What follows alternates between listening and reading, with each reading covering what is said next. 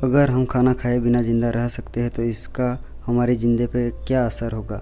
काफ़ी फ़ायदा देखने को मिलेगा और नुकसान भी होंगे। तो आइए इसके बारे में जानते हैं क्या हो सकता है, किस तरह की ज़िंदगी हो सकती है। अभी तो फ़िलहाल सबकी ख़राब ही चल रही है, तो चलिए देखते हैं। नंबर 1, भूखमरी नाम की कोई चीज़ नहीं होगी, क्योंकि किसी तरह के फूड की हमें अब ज़रूरत नहीं होगी। तो भूखमरी और अकाल नाम की कोई चीज़ नहीं होगी। गरीब हो या अमीर, सब एक जैसे होंगे, क्योंकि सभी को खाने की ज़रूरत नहीं। भूख हमारे शरीर को कमज़ोर करने वाली स्थिति है। जब कोई इंसान को ज़िंदा रखने और ठीक से काम करने के लिए ज़रूरी न्यूट्रिएंट्स नहीं मिलते तो उसका शरीर कमज़ोर पड़ जाता है और कुपोषण का शिकार बनता है। अब लोगों को खाने के लिए मेहनत नहीं करना पड़ेगा। लोगों को अब भूख से मरने का खतरा भी ख़त्म हो जाएगा और दुनिया में भूख से मरने वाले लोगों ना के बराबर हो जाएंगे। बच्चों की छोटी एज में खाना ना मिलने पर बहुत से बच्चे कुपोषण का शिकार होते हैं। ऐसी घटनाएं अब नहीं दिखेगी। बच्चे हेल्थी और एक्टिव भी हो गए। फूड से जुड़े हुए क्राइम भी ख़त्म हो जाएंगे, जैसे भूख के लिए लूट करना, चोरी करना, ये सभी पूरी तरह से मिट जाएंगे। महंगाई की झंझट ही ख़त्म। अब ना 1 किलो टमाटर के 150 रुपये देने होंगे, ना ही आटा खरीदना पड़ेगा। पूरी प्रॉब्लम ही ख़त्म हो जाएंगी।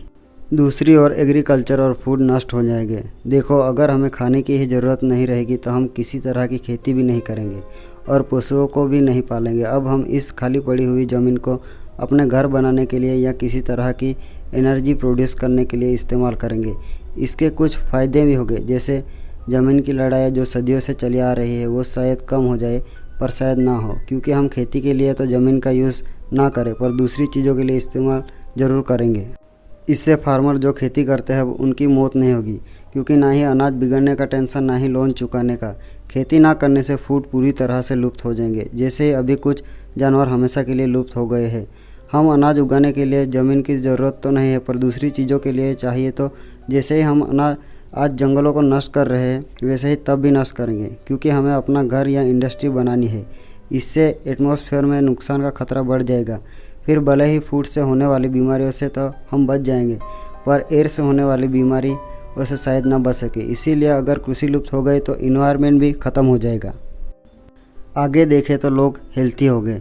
अगर हमें खाने की ज़रूरत ही नहीं तो हम फूड से होने वाली बीमारियों से बच जाएंगे, जिससे हमारी उम्र जो है वो बढ़ जाएगी। जैसे heart attack, stroke, cancer, diabetic और भी बीमारियां आहार से होती है और दुनिया में इनसे मरने वालों लोगों की संख्या काफ़ी ज़्यादा है, तो इनसे बचा जा सकेगा।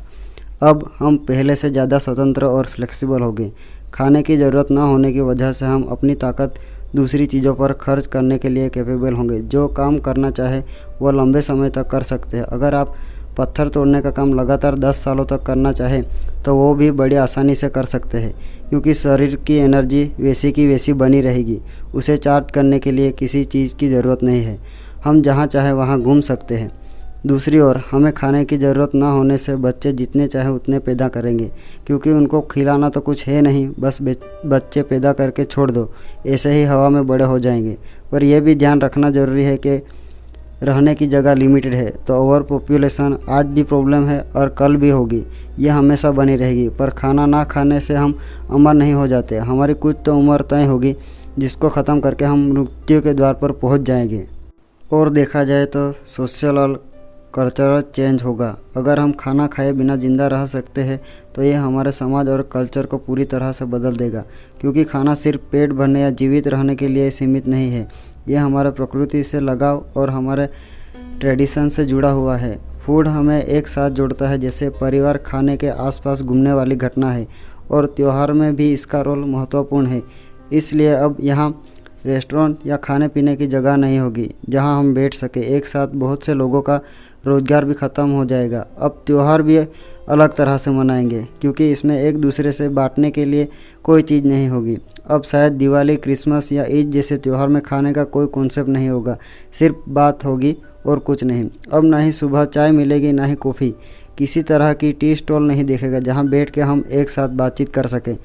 पर हम दूसरी चीज़ों के लिए एक दूसरे से मिलना शुरू कर देंगे, जो अभी भी करते हैं, डांस करना, गेम खेलना, क्योंकि हमारी एनर्जी कभी ख़त्म नहीं होगी। इसलिए जितना चाहे उतना एक्सरसाइज हम कर सकते हैं। और आगे देखें तो इकोनॉमिक चेंज हो जाएगा, क्योंकि एग्रीकल्चर जो है वो पूरी दुनिया के इकोनॉमी का एक इम्पोर्टेंट हिस्सा है। बहुत से देशों की इकोनॉमी कृषि क्षेत्र पर ज़्यादा डिपेंड है, जैसे इंडिया, इंडोनेशिया और भी देश है। अगर कृषि की कोई भी ज़रूरत नहीं होगी तो बहुत से देशों का रोज़गार ख़त्म हो जाएगा, जिससे बेरोज़गारी और बढ़ेगी। एग्रीकल्चर पूरे ग्लोबल ट्रेड को अफेक्ट करेगा, क्योंकि ज़्यादातर देश एक दूसरे से फूड की सप्लाई ज़्यादा करते हैं, जिससे इकोनॉमी को काफ़ी ज़्यादा फ़ायदा मिलता है। अगर चीज़ें ऐसी ही है तो बहुत से देशों की इकोनॉमी देखने को भी नहीं मिलेगी, क्योंकि खुद के देश में पैसा लाने के लिए किसी चीज़ का ट्रेड करना भी ज़रूरी है। इसलिए एग्रीकल्चर के नहीं होने से पूरी इकोनॉमी किसी दूसरी चीज़ पे ट्रांसफ़र हो जाएगी। तो अब बात करते हैं इसके फ़ायदे और नुकसान के बारे में। हमें अनाज पकाने और खाने के लिए किसी भी तरह की कोई मेहनत नहीं करना और ना ही पैसे खर्च करना है। खाने की चिंता किए बिना कुछ भी कर सकते हैं और कहीं भी घूम सकते हैं, क्योंकि हमारी एनर्जी वैसे की वैसे ही बनी रहेगी। हमें खाने से जुड़ी हुई कोई भी बीमारी नहीं होगी, जैसे मोटापा, शुगर, कैंसर और भी। अब किसी भी तरह की एक्टिविटी करने के लिए हमारे पास ज़्यादा समय होगा। हमारे वजह से बहुत से प्लांट और जानवरों की हत्या होने से बच जाएगी। हम खेती के लिए जंगलों की कटाई करते हैं और पानी को भी काफ़ी दूषित करते हैं। अगर हम खाना ही नहीं खाते तो पर्यावरण में होने वाले प्रदूषण को भी कम कर सकते हैं। अब देखते हैं थोड़े नुकसान के बारे में। खाना हमारे कल्चर और परंपराओं से जुड़ा हुआ है। अगर हम खाना ही नहीं खाते तो हम अपनी संस्कृति लगभग पूरी तरह से खो देंगे। आखिर में बस इतना ही। धन्यवाद।